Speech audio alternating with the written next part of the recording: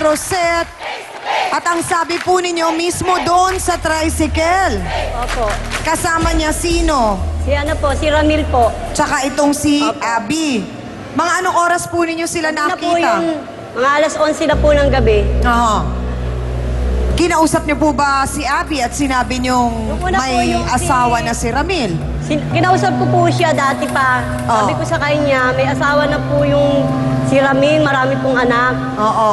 Eh, siguro, sobra po siyang nai-inlove dahil baka meron siyang pinatikin sa kanya na bonggang-bongga. Eh, hindi niya po siguro makalimutan. Kasi pag pumupunta po yan sa may tricyclean, labas na po yung kaluluwa niya, pati yung short niya hanggang singit na. Paano naman hindi mai-inlove yung asawa niya? Eh, baka gusto nang umuwi. Mariosep! So, paniwala po kayo dyan. Eh, kaya nagkakaganyan na nagselosan dahil naging kabit din na Ay, ang kapala mo ka! Ay, Abby, sandali lang. Okay, liwanagin natin. Sandali. Paano mo nasabi na may relasyon si Ami at si Ramil? Si Sige Ramil nga. nagsabi po sa akin noon. Sino nagsabi sa'yo? Sa sarili niya! Dala ka na niya, gwapo siya! Eh, mukha naman siyang eng-eng! Talaga? Eh, bakit mo minahal? Ba't naging ka? Dalawang mukha. Hoy, naanin ko! Nadalawang ko Sandali lang. Hindi kami naging kami. Sandali lang. Nasa balik na ako, lilipat na ako sa leeg! Eh, hindi no! Ang kapal na mukha ikaw, sanay ka kumain guys sa pinatpag... Okay, okay, sandali lang. Kapal na mukha mo. Sandali lang. Diretsahang tanong, Ami. Eh, kaibigan. Kapal na mukha mo. Hindi totoo yan! Akala ko wala na ako ikagugulat sa programa na ito. Akala ko narinig ko na lahat ang pwede kong marinig. Patawarin ina ng awa. Sandali lang. Nakita ko pa kasi ka. Doon ka pa sa may tricycle.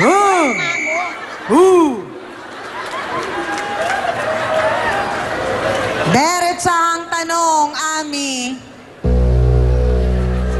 May naging something ba kayo nung si Ramil? Wala po, ma'am. Hindi po yan totoo. Hindi po yan totoo. Mami ka na! Sandali lang. Di ba natin alam, Ate Rosette, inaalam ko pa. 2 buwan kayo. Oh, siyempre, service ko. At siya ang nagsabi, hindi ko service ang asawa niya. Okay, diretsahang tanong, Ate Ami.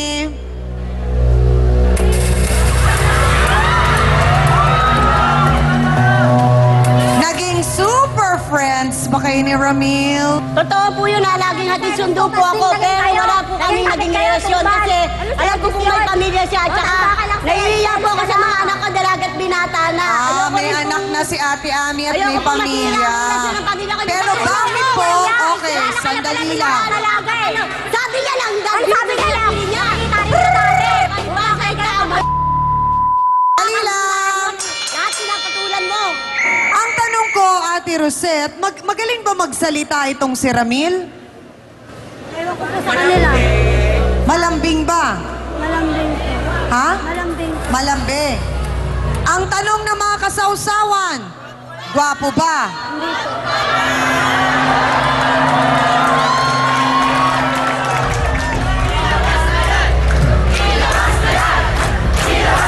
Ang tanong, Hans, excited na mga kasawsawan sa puti na makita si Kuya Ramil? Nako, eto na. Go mga mami, anong tanong nyo?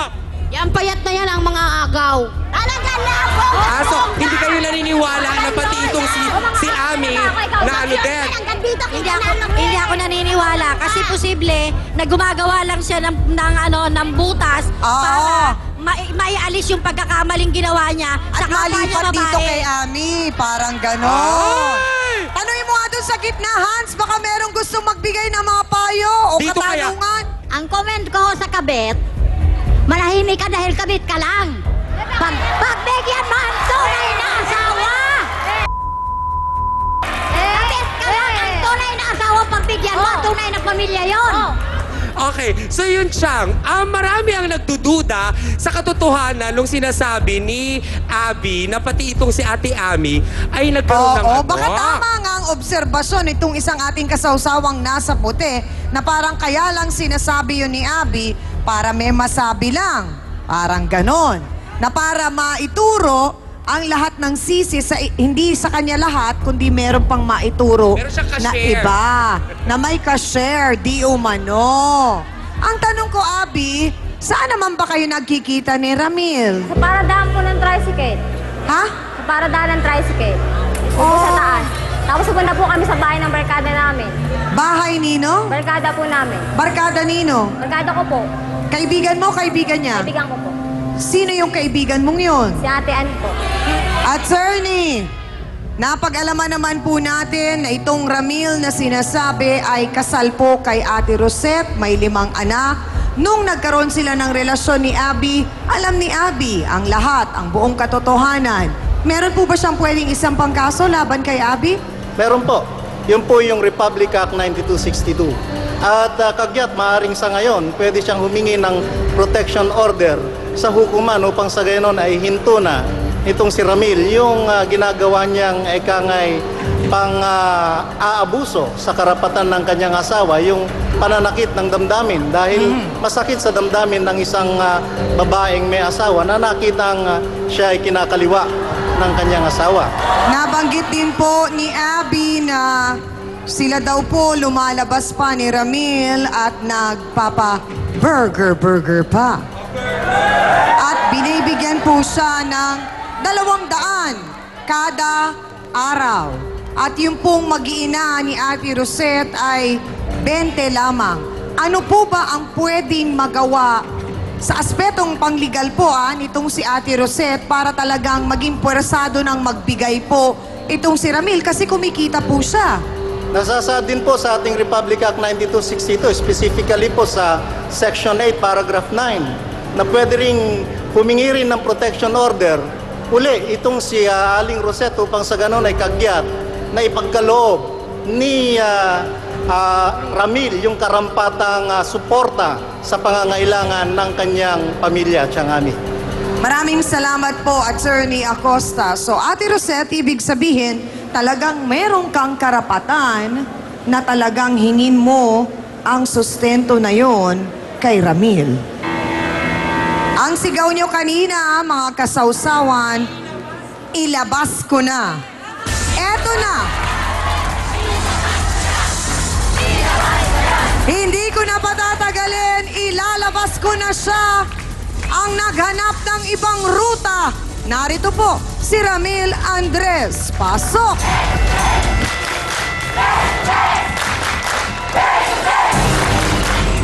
Ay, Ramil! Babae yan! Napakasinungaling mo! Ano? Ano sinasabi mo? Hindi ko nagugutom sa anak Ramil, ko. ang pagmumura sa babae. Ang pananakit sa babae, may sinasabi ang batas natin tungkol dyan. Andyan si attorney, matindi ang batas natin tungkol sa lalaking nananakit at nagmumura at nagsasalita ng hindi maganda sa kanyang misis. Anong nangyari? Bakit nag-iba ang pagtingin mo kay Ate Rosette? Ganito po kasi yon ang pangyayari. Bumabiyahe ako, lagi na akong minumura pag sa pilahan. Oh, Binibigyan ko naman siya ng pera para pag... magkano ang binibigay mo? 20? 200. Mali yun, sinungaling mo yung sinasabi niya. 200 yung binibigay ko sa kanya. 200 kada araw. Okay. Sino bang ama? Sino bang magulang na gusto magutuman yung mga anak? Ah, wala po talaga. Oo. Ikaw kasi Ikaw, nalulunod ka sinungaling sa ka babae kasi. mo. Baka kasi Ikaw. puro tongit. Ay, tongit. Ang kapal ng mukha mo. Baka Okay. ikaw. Kapal ng mukha mo. So talagang may problema sa pagsusugal si Ate Rosette. Oo, yan. Pero ang tanong, sapat na po bang dahilan yon para kayo ay magkaroon ng Betcha by Golly Wow? Hindi naman yun siguro. Ayun naman pala. Hindi naman daw. Naku, alamin nga natin ang iba pang mga paliwanag ni Kuya Ramil kung bakit tumibok ang puso niya para kay Abby. Baka tutukan nyo. Ito po ang...